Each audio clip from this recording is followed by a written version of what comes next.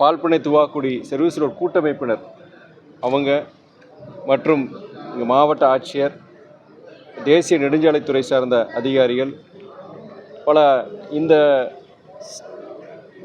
துவாக்குடி பால்பண்ணை இந்த service road சம்பந்தமான அந்த வேலை சம்பந்தமான துறை சார்ந்த அதிகாரிகள் எல்லாரும் இன்றைக்கி சந்தித்தாங்க.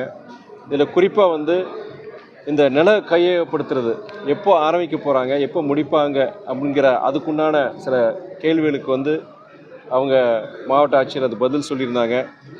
இவங்க மக்களுடைய கோரிக்கை என்னென்னா, இனியும் கிட்டத்தட்ட 10-15 வருஷமாக அது காலதாமதமாக இருக்குது. மேற்கொண்டும் இது காலதாமதம் இல்லாமல் அவங்க கோர்ட்டுடைய ஆர்டர்ஸ் படி அந்த சர்வீஸ் ரோடை விரைவில் அவங்க செயல்படுத்தணுங்கிறதான் அவங்களுடைய வேண்டுகோள். அதுக்குண்டான சந்தேகங்கள் எல்லாமே அது கேட்டிருந்தாங்க. மாவட்ட ஆட்சியரும் அந்த துறை சார்ந்த அதிகாரிகளை வச்சுக்கிட்டு அதுக்குண்டான பதில்களை கொடுத்துருந்தாங்க. அந்த நில கையகப்படுத்துகிற பொறுத்த வரைக்கும் பல இடங்கள் அது கிட்டத்தட்ட 50 விழுக்காடு அதை முடிச்சிருக்கிறாங்க. சில இடங்களை பொறுத்த வரைக்கும் அந்த வேலைகள் நடந்துகிட்ருக்கு. ஒரு மாதத்துக்குள்ளே அது நிறைவேறுங்கிறத அந்த தகவலை அந்த துறை சார்ந்த அதிகாரிகள் சொல்லியிருக்கிறாங்க. இதில் அது அந்த பொதுவாக என்னென்னா, அவங்க என்னென்னா இந்த 3 மாதத்துக்குள்ளே இந்த தேர்தலுக்கு முன்னாடியே இந்த பணிகள் ஆரம்பிக்கப்படணும், இந்த வேலைகளும் நிறைவேடுங்கிறத இங்கே ஜனங்களுடைய கோரிக்கையாக இருக்குது. மாவட்ட ஆட்சி அதுக்குண்டான அந்த தெளிவான பதில் அவங்க கொடுத்துருக்குறாங்க. சர்வீஸ் ரோடு பிரச்சனைங்கிறது பல வருடமாகவே இருக்குது. இது வரைக்கும் தீர்க்கப்படாது தமிழக அரசு தான் காரணம். ஏன்னா மத்திய அரசு எல்லாமே கொடுத்தும் தமிழக அரசு இடம் ஒதுக்கீடு பண்ணி தர மாட்டேங்கிறாங்க சர்வீஸ். இல்லை, இது என்னென்னா இல்லை நீங்கள் சொல்கிற குற்றச்சாட்டு நான் நீயும் அதுக்குண்டான பதிலை கொடுக்கலாம். இதில் நில கையகப்படுத்துறதுக்கு கிட்டத்தட்ட உங்களுக்கு 600 கோடி, இது ஏதோ 15 வருஷத்துக்கு முன்னாடி நில மதிப்பும் இன்றைக்கி இருக்க நில மதிப்புக்கும் வித்தியாசம் இருக்குது. இன்றைக்கி கிட்டத்தட்ட 600 லட்சம் கோடி தேவைப்படுதுன்னு சொல்கிறாங்க. இன்றைக்கி இவ்வளோ பெரிய ஒரு நிதியை நம்மளோட இன்றைக்கி இருக்கிற உங்களுக்கே தெரியும், உங்கள் ஒன்றிய அரசு மாநில அரசுக்கு உண்டான இந்த பிரச்சனைகள், நிதி நமக்கு வராத சில காரணங்களாலையும் இவ்வளோ பெரிய நிதியை ஒதுக்க முடியாத ஒரு சூழ்நிலை மாநில அரசு இருந்தது. அதனால் காலதாமதம் நான் பார்க்குறேன். நான் இருந்த போதிலும் இன்றைக்கி இந்த இப்போ என்னென்னா, மேற்கொண்டு காலதாமதம் ஆகாமல் இந்த சர்வீஸ் ரோடு இந்த பிரச்சனையை நிறைவேறுங்கிற நம்பிக்கை இருக்குது. அதுக்குண்டான பதில்கள் தான் மாவட்ட ஆட்சியர் சொல்லியிருக்கிறார். அவர் இந்த அரியமங்கலம் குப்பை கிடங்கு இருக்கிறது 4 நாள் டன் கணக்கு குப்பை அதிகமாகிட்டு தான் இருக்குது. அங்கே மாடு ஆடு இறைச்சி கழிவுகளை கொட்டுறதுனால துர்நாற்று வீட்டை விட்டு வெளியே வர முடியாத சூழ்நிலை மக்கள் தவிர்த்து வராங்க. ஆனால் அதிகாரிகளும் கவுன்சிலும் எந்த நடவடிக்கை எடுக்கலாம்னு குற்றச்சாட்டு இருக்குது. இல்லை, சென்ற டிஷா மீட்டிங்கில் அவர் மாநகராட்சி ஆணையர் கமிஷனர்கிட்ட நான் இது குறித்த கேள்வியை நான் கேட்டிருந்தேன். பல ஆண்டுகளாக இந்த பிரச்சனை இப்போ இருக்குது. அது இன்றைக்கி முன்னாடியோட இப்போ குடியிருப்பு நிறைய கூடிருச்சு. இதில் சுகாதார பிரச்சனையும் சரி, சுற்றுச்சூழல் பிரச்சனையாக இருக்குது. ஜனங்களுடைய ஒரு முக்கியமான ஒரு கோரிக்கையாக இருக்குது. இந்த அரியமங்கலம் குப்பை கிடங்கு பிரச்சனை இது நிறைவு பெறணும் அப்படின்னு சொல்லும்போது மாவட்ட ஆட்சியர் என்ன சொன்னார், மாநகராட்சி ஆணையர் என்ன சொன்னார்னா, அதுக்குண்டான அந்த பயோமைனிங் சொல்கிறாங்க இல்லையா, சயின்டிஃபிக் முறையில் அந்த குப்பைகளை எப்படி இது பண்ணுறதுன்னு சொல்லிட்டு அந்த பணிகள் நடந்துகிட்ருக்கு. அது அவருடைய அன்றைக்கி பதில் சொல்லியிருந்தார். அன்றைக்கி ப்ரெஸ் மீட்டில் நான் சொல்லியிருந்தேன், அரியமங்கலத்துக்கு உண்டான பிரச்சனை, இந்த குப்பை கிடங்கு பிரச்சனை பற்றி பேசியிருந்தேன். அதுக்கு ஒரு குறிப்பு ஒரு காலக்கெடு வச்சிருக்கிறார் மாநகராட்சி ஆணையர், காலக்கெடு வச்சிருக்கிறாரு. அதன்படி நாங்கள் செயல்பட்டுருக்குங்கிறதா சொன்னார். அந்த இறைச்சி கழிவில் போட்டோம்னா பக்கத்துலேயே ஸ்கூல் இருக்குது, ஒரு 100 மீட்டர்லேயே. சரி, ஸ்கூலெல்லாம் அந்த ஜன்னல்லாம் க்ளோஸ் பண்ணி தான் பாடம் நடத்துகிற சூழ்நிலை இருக்குது. 3-4 மாணவிகளுக்கு வயிற்று போட்டு. என்னன்னா, நீங்கள் அந்த அரியமங்கலம் குப்பை கிடங்கு பற்றி நீங்கள் அந்த பள்ளி மாத்திரம் கிடையாது, நிறைய குடியிருப்பு சங்கங்களும் அதை அதுக்குண்டான புகார்களை கொடுத்துருக்குறாங்க. அதன் அடிப்படையில் தான் அந்த டிஷா மீட்டிங்கில் அந்த கேள்வியை நான் கேட்டிருக்கிறேன், மாநகராட்சி ஆணையத்தை கேட்டிருந்தேன். அவரும் அதுக்குள்ள பதில் நாங்கள் நடவடிக்கை எடுத்துகிட்டு இருக்கோம். அது 1 நாள் 2 நாள் பண்ணிடுவோம். மாநகராட்சி ஆணையர் இப்போ தான் வந்திருக்கிறார். அவர் இப்போ வந்திருக்கிறாரு, நல்லா திறம்பட செயல்பட்டு இருக்கிறாரு. அவர் இதோடைய தேவையை புரிஞ்சுக்கிட்டு, இந்த பிரச்சனையை புரிஞ்சுக்கிட்டு மேக்ஸிமம் நாங்கள் அப்போ எனக்கு ஒரு காலக்கெடு கொடுத்துருக்குறாரு. அவர் இந்த மாதிரி நாங்கள் பண்ணிகிட்ருக்கு, இதில் ஒரு குறிப்பிட்ட சதவீதம் நாங்கள் இத்தனை நாட்குள்ளே முடிச்சிருவோம் அப்படின்னு மாதிரி சொல்லியிருந்தார். இப்போ எனக்கு அது ஞாபகம் இல்லை. அப்போ அன்றைக்கி அந்த டிஷா மீட்டிங் முடிஞ்ச பிறகு அதை சொல்லியிருந்தேன், அது பதில் சொல்லியிருந்தேன். இப்போ செங்கோட்டையன் தாவேக்கள் இணைஞ்சிருக்காரு, திமுக பெரிய பின்னால் ஏற்படுத்தலாம் தேர்தலில். இல்லைங்க, அண்ணன் செங்கோட்டையன் பொறுத்த வரைக்கும் அவர் ஒரு மூத்த ஒரு அரசியல்வாதி, அனுபவமிக்க ஒரு அரசியல்வாதி.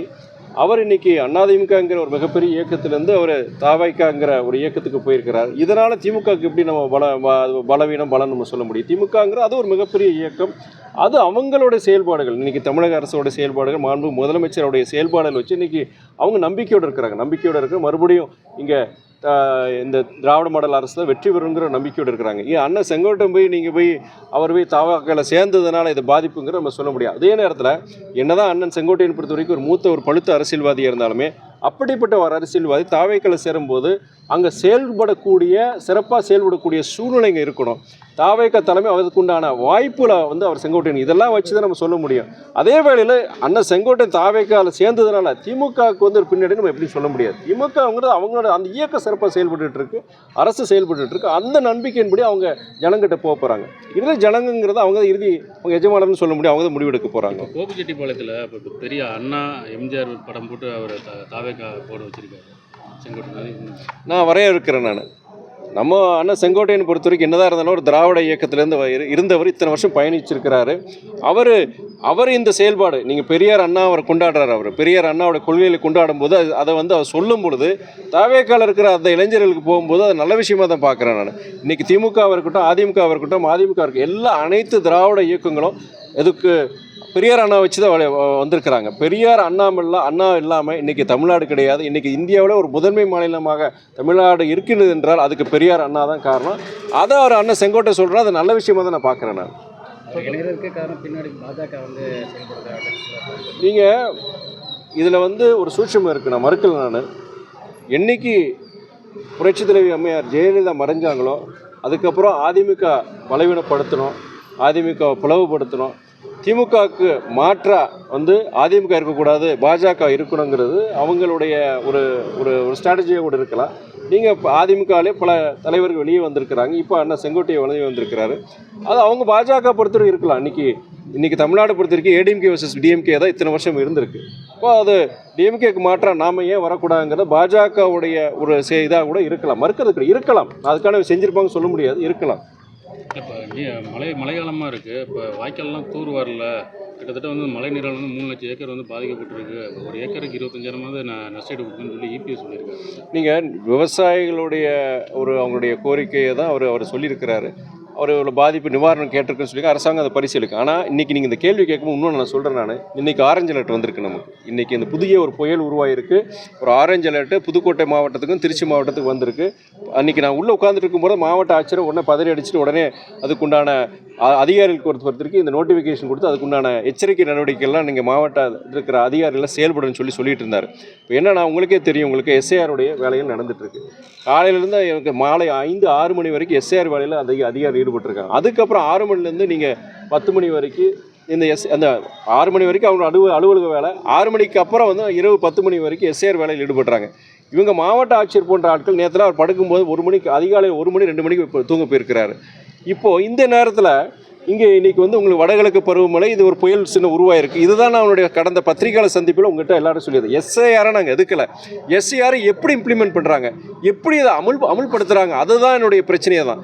நீங்கள் இப்போ இருக்கிற இன்றைக்கி வடகிழக்கு அந்த பருவமழை இந்த பிரச்சனையை பார்ப்பாங்களா, இப்போ புயல் உருவாயிருக்கு இது பார்ப்பாங்களா, இல்லை எஸ்ஐஆர் நடவடிக்கைகளை இது பண்ணுவாங்களா, அதுவும் காலக்கெடு இருக்குது. இத்தனை டிசம்பர் 4க்குள்ளே நீங்கள் வந்து அந்த எஸ்ஐஆர் ஃபார்ம்ஸ் எல்லாம் ஃபுல்லாக சப்மிட் பண்ணி ஆகணும். இந்த ஒரு டார்கெட் வச்சுருக்கிறாங்க. திருச்சியை பொறுத்தவரைக்கும் கிட்டத்தட்ட நான் கேள்விப்பட்ட வரைக்கும் 70 விழுக்காடு முடிச்சிருக்காங்க. இன்றைக்கி தமிழ்நாடோட ஆவரேஜ் பார்த்தீங்கன்னா 60 விழுக்காடு. திருச்சியை பொறுத்த வரைக்கும் 70 விழுக்காடு இந்த ஃபார்ம்ஸ் வந்து கொடுத்துருக்குறாங்க. பட் ஏன்னா அதுக்கு பின்னாடி எவ்வளோ வேலைகள் இருக்குது. அதிகாரிகள் நீங்கள் அரசு அதிகாரிகள் பொறுத்த வரைக்கும் இன்றைக்கி வருவாய்த்துறையாக இருக்கட்டும், ஆசிரியராக இருக்கட்டும், அங்கன்வாடி ஊழியராக இருக்கட்டும், அத்தனை பேரும் இன்றைக்கி பயங்கர சிரமத்துக்குள்ளே இருக்கிறாங்க. இப்போ இந்த புயல் சின்னம் உருவாயிருக்கு. இதுக்குண்டான எச்சரிக்கைகள், இதுக்குண்டான வேலைகள், இதில் எஸ்ஆர் வேலையும் பார்க்கணும், அந்த வேலையும் பார்க்கணும். அதனால் என்ன இந்த நேரத்தில் இது கொண்டு வந்திருக்காங்க எஸ்ஐ, அதுவும் ஒரு கிட்டத்தட்ட 1 மாதத்துக்குள்ளே அந்த ஃபார்ம்ஸ்லாம் கொடுக்கணுங்கிறது முடியாத வேலை. இதில் என்னென்னா எஸ்ஐஆருடைய நோக்கம் தகுதியான வாக்காளர்களை சேர்க்கிறதும் இல்லாத வாக்காளர்களை அதுலேருந்து வெளியேற்றுறதுக்கு உண்டான அந்த நோக்கம் நிறைவேறுமாங்கிறத இல்லை சந்தேகம். ஆரஞ்சு அலர்ட்டு, வடகிழக்கு பருவமழை, இப்போ திருச்சி மாவட்டத்தில் என்ன மாதிரிலாம் முன்னெச்சரிக்கை நடவடிக்கை? அவங்க முக்கியமாக அந்த கால்வாயில் பொறுத்த வரைக்கும் கால்வாயில் இருந்த அடப்புகள் இருக்கக்கூடாது. சில இடங்களில் பொறுத்த வரைக்கும் ஏற்கனவே போன மழையிலே கொஞ்சம் டேமேஜஸ் இருந்திருக்கு, அதை நிவர்த்தி பண்ண சொல்லியிருக்கிறாங்க. ஏற்கனவே சில இடங்களில் வந்து வெள்ளம் வந்து ஒரு அங்கங்கே கொஞ்சம் தண்ணீர் தேங்கியிருக்கு. அந்த பகுதியில் மீண்டும் இது மாதிரி உருவாயிருக்கூடாதுன்னு சொல்லிட்டு அவங்க சொல்லியிருக்கிறாங்க. இந்த உயகுண்டன் கால்வாயில் தொடர்ந்து கழிவுநீர் கலக்கப்படுதுன்னு சொல்லி விவசாயிகளுக்கு ஒரு பெரிய குற்றச்சாட்டாகவே இருக்குது. அது ஆகாயத்தாமரை அதிகமாக பறந்துருக்கு. அதை க்ளீன் பண்ணுறதுக்கு நீங்கள் ஆகாயத்தாமரை எங்கெங்கெல்லாம் இருக்கோ அங்கே சாக்கடை தண்ணி இருக்குன்னு அர்த்தம். வேற நீங்கள் அந்த தண்ணி சுத்தமாக இருக்குன்னு பார்க்க ஆகாயத்தாமரை எங்கே இருக்கோ அப்போ அங்கே சாக்கடை உள்ளே வந்துச்சுன்னு அர்த்தம். நீங்களே அதை நான் ஒத்துக்கிறேன். நான் எங்கள் பல இடங்களில் வந்து நீங்கள் உயங்குண்டா கால்வாயில் இது இருக்குது. நம்மளுடைய தேர்தல் பிரச்சாரத்திலே நான் வந்து பல இடங்களில் சொல்லியிருந்தேன். நான் இது வந்து உயங்குண்டாய் கால்வாய்ங்கிறது ஒரு திருச்சியுடைய அடையாளம். ஒரு காலத்தில் வந்து அங்கே குளிச்சிருக்கிறாங்க, அந்த தண்ணியை குடிச்சிருக்கிறாங்க, நம்ம பயன்படுத்தலாம். அப்போது நான் இந்த பிரச்சனை நான் வெற்றி பெற்ற பிறகு இந்த உயங்குண்டா கால்வாய் பிரச்சனை எடுக்கும்போது அப்போ எனக்கு கல நிலவரம் தெரியாது. அப்போ என்கிட்ட நான் இங்கே இருக்கிற அதிகாரிகள் பேசும்போது, சார் இங்கே நம்ம முதல்ல வந்து இங்கே பாதாள சாக்கடை வேலைகள் நடந்துகிட்ருக்கு, கிட்டத்தட்ட ஒரு 4 ஃபேஸு நடந்துகிட்ருக்கு. அந்த வேலையை முடிக்காமல் நம்ம இந்த நீங்கள் உயர்கொண்ட கால்வாயில் நீங்கள் சாக்கடை கலக்கக்கூடாதுன்னு நீங்கள் சொல்ல முடியாது சார். ஏன்னா இப்போ நம்ம அதை அப்ரப்டாக என்னென்னா ஒரு பிளானிங் இல்லாமல் இன்றைக்கி பல இடங்களில் ஜனங்களே வீடுகளை கட்டியிருக்கிறாங்க, பல குடியிருப்புகள் வந்திருக்கு. அப்போ அங்கே இருக்கிற சாக்கடை எல்லாம் கொண்டு போய் இங்கே தான் கலக்கிறாங்க. இப்போ நீங்கள் அதை க்ளோஸ் பண்ணிங்கன்னா அந்த சாக்கடை எங்கே போகும்னு கேட்குறாங்க. பெரிய லா அண்ட் ஆர்டர் ப்ராப்ளம் வரும். ஜனங்க இதில் வந்து இது எதிர்ப்பு தெரிவிப்பாங்க, அது பெரிய பிரச்சனையாகும். நீங்கள் இந்த அண்டர் கிரவுண்ட் ட்ரைனேஜ் முடிக்கிறதுக்கு உண்டான இதை வந்து நீங்கள் பண்ணுங்கள் சார். நீங்கள் அதிகாரிகளோட அழுத்தம் தெரிவிங்க, செய்யுங்க. அது ஒரு முழுமை பெற்றாதான் இந்த நீங்கள் அடுத்து வந்து உயர்கொண்ட கால்வாயை நீங்கள் சுத்தப்படுத்துறது, செய்கிறது, சாக்கடைக்குள்ளே போகிறது பேச முடியும்னு சொல்லியிருக்காங்க. நான் கடந்த ஒவ்வொரு 3 மாதத்துக்கும் டிஷா நான் கண்டக்ட் பண்ண அந்த டிஷா மீட்டிங்கில் மாநகராட்சி ஆணையர், நம்முடைய கலெக்டர், எல்லாருக்கிட்டையும் அதோடைய நான் ப்ரோக்ரஸ் கேட்டுட்டு தான் இருக்கேன். ஃபேஸ் 1 ஃபேஸ் 2 பொறுத்த வரைக்கும் கிட்டத்தட்ட முடிஞ்சிருச்சு. ஃபேஸ் 2 சில இடங்களில் சின்ன இடங்கள் சில விடுபட்டுருக்கு, அதை பண்ணிகிட்ருக்காங்க. ஃபேஸ் 3 ஃபேஸ் 4 ஒர்க்கு நடந்துகிட்ருக்கு. அதுவும் அந்த காலக்கெடுப்படி ஒவ்வொரு மீட்டிங்லையும் ஸ்டேஜ் வைஸ் ப்ரோக்ரஸ் ஆகிட்டு இருக்கா. நம்ம இனியும் வந்து காலம் தாழ்த்தக்கூடாது. ஏன்னா இந்த பாதாள சாக்கடை பணியினால பல பிரச்சனை. நீங்கள் உயர்கொண்ட காலையை ஒன்று சொல்கிறேன் நான், அதுக்கு சாக்கடை நீர் அதை எப்போ கலக்காதுன்னா இந்த ட்ரைனேஜ் வேலை முடியணும். அதுவும் இல்லாமல் பல இடங்களில் சாலை பிரச்சனை இருக்குது. இந்த உயர்கொண்ட இந்த பாதாள சாக்கடை தோன்றதுனால பல இடங்களில் வந்து சாலைகள் வந்து இன்றைக்கி அதுவும் வந்து ஒரு பழுதடைந்து போயிருக்கு. அந்த வேலையை நம்ம முடிக்க வேண்டியது இருக்குது. சில இடங்கள் பல்வேறு பிரச்சனைகளுக்கு ஒரு மூலக்காரணம் பார்த்திங்கன்னா இந்த பாதாள சாக்கடை பணி. அது சீக்கிரம் நீங்கள் நிறைவேற்றுங்கிறதா நான் மாவட்ட ஆட்சியருக்கு சரி மாநகராட்சி ஆணைக்கு நான் சொல்லிகிட்டு இருக்கிறேன். நான் அவங்களும் முடிஞ்ச வரைக்கும் செஞ்சுட்ருக்கேன். இல்லை சார், இப்போ திருச்சியில் பல்வேறு இடங்களில் புதிய தார் சாலை போட்டாலும் தரமற்றாக போடப்படுது. அது யாருமே அதிகாரிகள் ஆய்வு பண்ணுறது இல்லை. போட்டு ஒரு வாரத்துலேயே திருப்பி அந்த இடத்துக்கு கொண்டு மூலியமாக திருப்பி பேட்ச் ஒர்க் பண்ணுறாங்க. இது முறை நீங்கள் ஒன்று பொறுத்த வரைக்கும் நீங்கள் குறிப்பிட்ட ஒரு கான்ட்ராக்டர் ஒருத்தர் செயல்படுத்துகிறார், ரோடு கான்ட்ராக்டர் இதாக இருக்கட்டும், ஒரு ரோடுனா குறிப்பிட்ட இத்தனை வருஷத்துனாச்சும் அது இருக்கணுங்கிறதுக்கு. அப்படி அது வரலன்னா அவங்க தண்டிக்கப்படலாம், அவங்க பெனால்ட்டிஸ் போடலாம். இது நீங்கள் ஒரு பப்ளிக் இன்ட்ரெஸ்ட் லிட்டிகேஷனும் போடலாம். நீங்கள் இது எடுத்து யார் இந்த இதை எடுத்திருக்காங்க, வேலையை எடுத்திருக்காங்கன்னு சொல்லிட்டு நீங்கள் நோட்டிஃபிகேஷன் கொடுத்தனா நீங்கள் நீதிமன்றத்தை நீங்கள் நடலாம். நீங்கள் ஒரு பத்திரிகையாளர் நபர், நீங்கள் குறிப்பிட்ட ஏரியாவில் அது சரியாக பண்ணலையா, அங்கே இருக்கிற ஜனங்களே ஒரு பிஐஎல் பப்ளிக் இன்ட்ரெஸ்ட் லிட்டிகேஷன் போட்டீங்கன்னா கண்டிப்பாக அதிகாரிகளும் சரி இங்கே இருக்கிறவங்க கண்டிப்பாக நடவடிக்கை எடுக்க வேண்டிய ஒரு சூழ்நிலை வரும். அதை அவங்க செய்யலாம். இப்போ நீங்கள் சொல்கிற ஒரு நாடாளுமன்ற உறுப்பினர் ஓப்பனாக பேசுகிறேன். நான் முடிஞ்ச வரைக்கும் என்னால் ஒரு நாடாளுமன்ற உறுப்பினர் பண்ணிக்கிட்டேன். ஆனால் இந்த மாதிரி நீங்கள் ஒவ்வொரு இடத்துலையும் சொல்லிட்டீங்களா, அதை நான் பார்க்க முடியாது. பட் நான் ஒரு இது சொல்கிறேன். இப்போ நீங்கள் பத்திரிகையாளர் ஒரு ஜனங்க உங்கள்கிட்ட சொல்லியிருப்பாங்க, இந்த இடத்துல சாலை போட்டோம், இங்கே வந்து இப்போ தான் போட்டாங்க, சரியாக பண்ணலான்னு. சரியாக பண்ணலையா, ஒரு வருஷத்தில் 1 வருஷத்தில் அந்த சாலை வந்து ஒரு பழுதடைஞ்சிட்டு தான் முடியலையா, நீங்கள் அங்கே இருக்கிற ஜனங்களை வச்சு பப்ளிக் இன்ட்ரெஸ்ட் லிட்டிகேஷன் போடுங்க, கோர்ட்டில் போட்டிங்கன்னா ஆட்டோமேட்டிக் கேள்விகள் வரும். எதனால் இப்போ போட்ட ரோடு எப்படி அது சரியாக, எதனால சொன்ன அந்த திட்ட விதிகளுக்கு அப்பாற்பட்டு போட்டிருக்காங்களா, ரூல்ஸ் படி அவங்க போட்டிருக்காங்களா, அந்த ஸ்டாண்டர்ட்ஸ் மெயின்டைன் பண்ணியிருக்காங்களா, அப்படி போடலாம். கண்டிப்பாக நீதிமன்றம் அந்த துறை சார்ந்த அந்த அதிகாரிகளுக்கு வந்து சொல்லியிருப்பாங்க. கண்டிப்பாக அந்த நடவடிக்கை எடுத்திருக்காங்க, பல நேரங்களில் எடுத்திருக்கிறாங்க. அதான் நம்ம போக முடியும். செங்கோட்டையன் வந்து சரி இந்த ஏடிசி டவர் வந்துன்னா அவங்க வந்து முதல்ல வந்து ஒரு ஹைட்டுக்கு வந்து டிசைன் பண்ணிட்டாங்க அவங்க. அது நான் இன்ஃபேக்ட் போன ஏர்போர்ட் மீட்டிங் அட்வைசரி மீட்டிங்கில் நான் பேசியிருந்தேன். நான் நீங்கள் இப்போ இந்த ஏர்போர்ட் எக்ஸ்பான்ஷன் உங்களுக்கு தெரியும், பணிகள் நடந்துகிட்ருக்கு. அப்படி இருக்கும் பொழுது எப்படி நீங்கள் அதெல்லாம் நீங்கள் மனசில் வச்சுக்காமல் ஒரு பிளானிங் இல்லாமல் நீங்கள் வாட்டில் ஒரு பண்ணிட்டீங்க. இப்போ காலதாமதம் ஆகிருக்கு, இத்தனை மாதங்கள் டிலே, ப்ளஸ் பொருளாதார நஷ்டம். அப்படி பேசும்போது இல்லை அதை டிசைனில் இது அதனால் வந்து இப்போ ஒன்றும் காலதாமதம் ஆகாது, நாங்கள் வேலைகள் நடந்துகிட்ருக்கு. பாசிட்டிவ்ஸ் பார்த்திங்கன்னா எலக்ட்ரிக்கல் மற்ற ஒர்க்கெல்லாம் நாங்கள் நாங்கள் பண்ணிட்டு தான் இருக்கிறோம். இந்த காலகட்டத்தில் இந்த 2-3 மாதத்தில் நாங்கள் அந்த ஒர்க்கை நாங்கள் முடிச்சிருவோம். ஸோ நாங்கள் எக்ஸ்பெக்டட் டைமுக்குள்ளே அதை பண்ணி முடிச்சிருவோம்னு சொல்லிட்டு இப்போ கூடுதல் உயரத்தோட அதை வந்து டிசைன் பண்ணி வேலைகள் நடந்துகிட்ருக்கு. பிரச்சனை கிடையாது. அது மேகதாது அணை சம்மந்தமாக இப்போ ஆலோசனை நடக்குது 4ஆம் தேதி. இதை பற்றி உங்களுக்கு கருத்து என்ன? மேகதாது அணை பொறுத்த வரைக்கும் ஏற்கனவே வந்து உச்சநீதிமன்றம் தீர்ப்பு கொடுத்துருக்கு. நீங்கள் கீழே இருக்கிற உங்களுக்கு தமிழ்நாடு போன்ற மாநிலங்களோட ஒப்புதல் இல்லாமல் அவங்க பண்ண முடியாது. தமிழ்நாடு பாதிக்கக்கூடிய மாதிரி அவங்க பண்ண முடியாது. கர்நாடகா வந்து அவங்க இது பண்ணியிருக்கலாம், அவங்க அசம்பிளியில் ஒரு ஒரு தீர்மானம் நிறைவேற்றிருக்கலாம், அதுக்குண்டான டிபிஆர் ப்ராஜெக்ட் ரிப்போர்ட் வேணும் அவங்க இது பண்ணியிருக்கலாம். ஸோ அதெல்லாம் பண்ணாலுமே நீங்கள் வந்து இது வந்து நமக்கு நீதிமன்றம், குறிப்பாக உச்சநீதிமன்றம் நமக்கு பாதுகாப்பு கிடைக்கும். கண்டிப்பாக தமிழ்நாடு அப்படி அவங்க மேகதாது அணி அவங்க ஏதாவது கட்டினாங்கன்னா கண்டிப்பாக மிகப்பெரிய பாதிப்புன்னு அவங்க நீங்கள் கிட்டத்தட்ட 10 மாவட்டங்கள்னாச்சும் இதாகும். குடிநீர் மக்கள் பிரச்சனையே வரும். அதனால் இந்த பிரச்சனையை உணர்ந்து தான் நம்முடைய தமிழக அரசும் பொறுத்த வரைக்கும் கண்டிப்பாக அதுக்குள்ள நடவடிக்கை எடுத்துகிட்டு இருக்கிறாங்க. அனைத்து கட்சிகளும் இதில் வந்து ஒன்றுபட்டு தமிழ்நாடு நலனுக்காண்டு போராடணும்னு சொல்லியிருக்கிறாங்க. உச்சநீதிமன்ற தீர்ப்பை மீறி கர்நாடக அரசு செயல்பட முடியாது. நீங்கள் பக்கத்தில் நீங்கள் உடனே அடுத்த கேள்வி வரும், காங்கிரஸ் தானே, காங்கிரஸ் உங்கள் கூட்டணியில் இருக்கிறாங்களே, அப்போ நீங்களே வந்து கூட்டணியில் இருக்க ஒரு கட்சி இயக்கத்துக்கே சொல்லலாம். நீங்கள் அங்கே இருக்கிற காங்கிரஸ் இயக்கம் பொறுத்த வரைக்கும் அங்கே இருக்கிற மக்களும் அங்கே இருக்கிற விவசாயிகளோட இதை வச்சு அவங்க பண்ணியிருக்கலாம். ஆனால் நம்ம நாடுங்கிறது வந்து பல்வேறு மாநிலங்களை கொண்ட நாடு. நீங்கள் ஒவ்வொரு மாநிலத்துக்காண்டி நீங்கள் இது மாதிரி பண்ண ஆரம்பிச்சா நாடு ஒற்றுமையாக இருக்க முடியாது. இது என்ன நம்ம நீதிமன்றம் மூலியமாக நம்ம தீர்வு நம்ம பார்க்க முடியும். கண்டிப்பாக தமிழக அரசு இதுக்கு உண்டான முயற்சியில் அவங்க எடுத்துகிட்டு இருக்காங்க. கண்டிப்பாக அதில் அவங்க கர்நாடக அரசு பொறுத்தவரைக்கும் மேகதாது அணையை கட்ட முடியாதுங்கிற என்னுடையது. கண்டிப்பாக வராது உங்களுக்கு.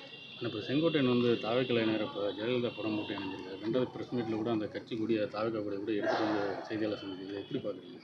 இது நீங்கள் அண்ணன் செங்கோட்டையன்கிட்ட தான் கேட்கணும். நீங்கள் என்கிட்ட கேட்கக்கூடாது. ஏன் ஜெயலலிதா அம்மையாருடைய படம் வச்சிருக்கிறாரு, இதெல்லாம் யார் கேட்கணும்னா அந்த தாவேக்காவுடைய இயக்கத்துடைய தலைமை கேட்கணும். நீங்கள் எங்கள் கட்சியில் வந்து சேர்ந்துட்டீங்க, எதுக்கு நீங்கள் அந்த அம்மா படத்தை வச்சிருக்கிறீங்கிறது அவங்க கேள்வி கேட்கணும். அதுக்குண்டான பதில் சொல்லணும். இது நானோ பிற இயக்கத்தில் இருக்கவங்களும் சொல்ல முடியாது. இது அவருடைய விருப்பம். நான் எப்படி சொல்ல முடியும்? அவர் எந்த நோக்கத்துக்காண்டி அம்மையார் படத்தை வச்சிருக்கிறாருங்கிறது எனக்கு தெரியாது.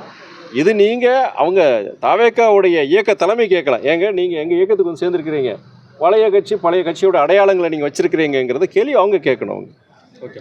இப்போ மத்திய அரசு வந்து எந்த நிதி கொடுக்கலன்னு சொல்லி முதல்வர் தொடர்ந்து பிரதமர் கடிதம் எழுதிட்டு இதை குறித்து அண்ணாமலை என்ன சொல்லியிருக்காருன்னா, மோடி அவர்கள் இங்கே தமிழ்நாட்டு வரும்போது நேராக சந்திச்சு மனு கொடுத்துருக்கலாம், கோரிக்கை வச்சிருக்கலாமே, ஏன் வைக்கல, ஏன் சந்திக்கலாம்னு கேள்வி எழுப்புறாரு.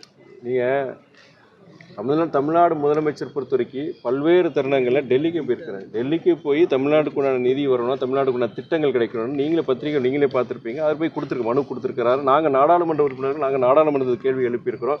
கடந்த காலங்கள் இந்த மாதிரி பேரிடர்கள் நடக்கும்போது நம்ம தமிழ்நாடு அரசு கேட்ட நிதியை வந்து அவங்க கொடுக்கலன்னு சொல்லிட்டு நாடாளுமன்றம் நானே பேசியிருக்கேன். கண்டித்து நான் பேசியிருக்கிறேன். ஆனால் இவர் ஒவ்வொரு தடவையும் மோடி இங்கே ஒரு பிரதமர் இங்கே வரும்போது அவர் இப்போ நம்முடைய முதலமைச்சர் போய் நேரடியாக போய் கொடுக்கணுங்கிறது கிடையாது. அதெல்லாம் அவசியமே கிடையாது. நேரடியாகவே சந்தித்து கொடுத்துருக்கிறாரு. கடந்த காலம் கொடுத்துருக்கிறாரு. அந்த மாதிரி மனுக்கள் கொடுக்கும்போது, அந்த கோரிக்கைகள் கொடுக்கும்போது ஒன்றிய அரசு நிறைவேற்றலுங்கிறது நம்முடைய முதலமைச்சருடைய குற்றச்சாட்டு. அதில் எந்தவித இதுவும் கிடையாது. சகோதரர் அண்ணாமலை பொறுத்த வரைக்கும் அவர் ஒரு முன்னாள் IPS ஆஃபீஸர், ஒரு படித்தவர். அவர் கண்டிப்பாக தெரியும். அவர் ஒரு அரசியலுக்காண்டி நீங்கள் கேட்ட கேள்விக்கான அப்படி ஒரு பதில் சொல்லியிருப்பார். திருச்சிக்கு மெட்ரோ ரயில் கொண்டு வரதுக்கு நடவடிக்கை கண்டிப்பாக இருக்குது. நம்ம என்னன்னா இந்த சமீபத்தில் ஒரு பெரிய ஒரு சர்ச்சையாச்சு. உங்களுக்கே தெரியும். மதுரைக்கும் நம்மளோட கோவைக்கும் பொறுத்தவரை நம்மளுடைய மெட்ரோ ரயில் திட்டம் மறுக்கப்பட்டது. அப்போ நான் பத்திரிகைகளை சந்திப்பும் போது நம்ம மதுரை கோவை மாத்திரம் கிடையாது, திருச்சிக்கும் மெட்ரோ ரயில் தேவை. இன்றைக்கி தமிழ்நாடுடைய மையப்பகுதியில் இருக்குது திருச்சி. தமிழ்நாடுடைய 3வது பெரிய நகரம், வளரும் நகரம். இங்கே பொறுத்த வரைக்கும் ஏன்னா நீங்கள் அவங்க சொல்கிறாங்க ஒரு மெட்ரோ ரயில் திட்டம் வரணும்னா அந்த 2017 அந்த மெட்ரோ ரயிலுடைய பாலிசி திட்டம் இதுபடி குறைந்தது பார்த்தீங்கன்னா 20 லட்சம் பேர் ஜனத்தொகை. மதுரையிலேயும் அந்த ஜனத்தொகை இருக்குது, கோவையிலும் இருக்குது, திருச்சியிலையும் நான் இருக்குன்னு சொல்கிறேன் நான். அதனால் நீங்கள் மதுரைக்கும் கோவைக்கும் திருச்சிக்கும் நீங்கள் மெட்ரோ ரயில் கண்டிப்பாக தேவைப்படும். நாங்கள் நம்மளுடைய தமிழ்நாடு நம்முடைய நிதியமைச்சர் நம்ம அண்ணன் தங்கம் தென்னரசு பொறுத்த வரைக்கும் நீங்கள் அது 2 நீங்கள் இது பண்ணியிருக்கீங்க, திருச்சி அதில் சேர்த்துக்குன்னு சொல்லிட்டு நான் சமீபத்தில் நான் பேசியிருந்தேன் அவர்கிட்ட. ஆனால் அதுக்கு முறையான நான் ஒரு பரிந்துரையை நான் கொடுக்க போகிறேன். நான் கண்டிப்பாக திருச்சிக்கு வரணும். கோவைக்கும் மதுரைக்கும் மெட்ரோ ரயில் திட்டம் எவ்வளோ தேவையோ இந்த தேவைக்கு திருச்சிக்கு இருக்குது. ஆனால் திருச்சிக்கு இது மறுக்கப்படக்கூடாது. நம்ம மாநில அரசு அவங்க ஒன்றிய அரசுக்கு செய்ய வேண்டிய கடமையும் இருக்குது. ஓகே.